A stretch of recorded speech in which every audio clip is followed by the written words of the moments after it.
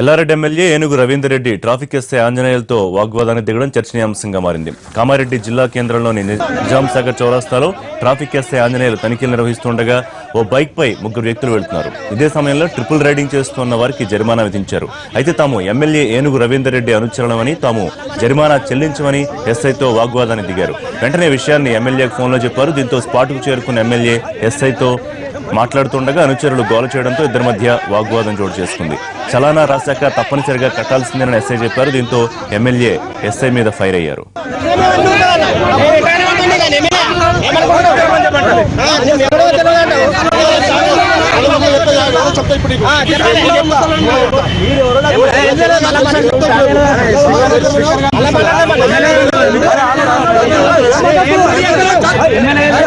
మంచు కాదా